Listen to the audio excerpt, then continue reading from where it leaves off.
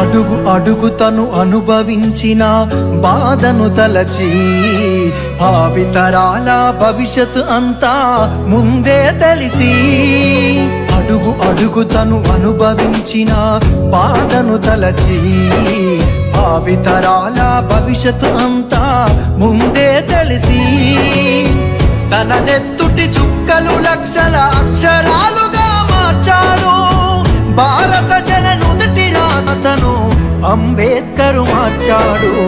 ఏమైపోయే వాళ్ళమో అంబేద్కర్ లేకుంటే, ఏ చీకటి మింగునో తను వెలుగై రాకుంటే.